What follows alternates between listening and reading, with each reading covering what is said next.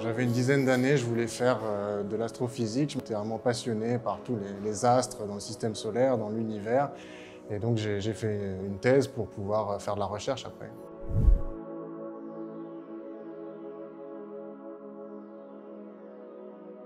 Le sujet de ma thèse s'intitule « Holographie et phase extrême de la matière ». En fait, on pense à la matière au cœur des étoiles à neutrons. Une étoile à neutrons, c'est en fait le résidu d'une étoile supermassive après l'explosion finale qui signe sa mort.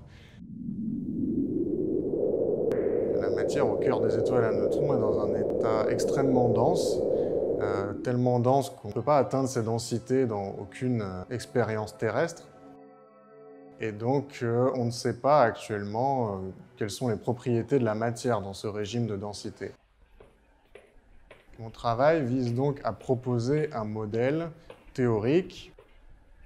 Et c'est un travail qui va proposer donc des prédictions sur comment se comporte la matière au sein des étoiles à neutrons.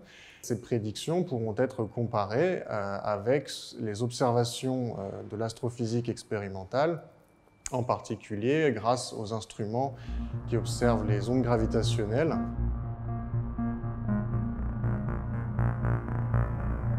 La méthode que nous utilisons s'appelle la méthode holographique. C'est des calculs qu'on commence à faire d'abord à la main, analytiquement, jusqu'à aboutir à des équations qui ne sont pas solubles simplement avec un cerveau humain.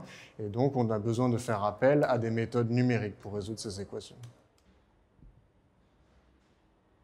Donc je trouve ça très motivant d'être sur un projet qui est très théorique, où on se pose des questions sur vraiment des propriétés de la matière encore complètement inconnues, à très haute densité, mais en même temps de savoir que d'ici quelques dizaines d'années, il y aura des résultats expérimentaux disponibles qui permettront de comparer ce modèle à la réalité.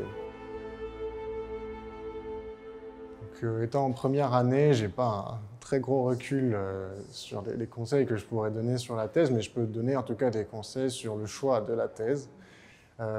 Et je pense que ce qui m'a beaucoup aidé moi-même, c'est d'avoir fait un stage pendant une césure entre le M1 et le M2, où j'ai pu déjà rencontrer l'équipe avec laquelle je travaille et être sûr, même avant le Master 2, que c'était l'équipe dans laquelle je voulais faire ma thèse.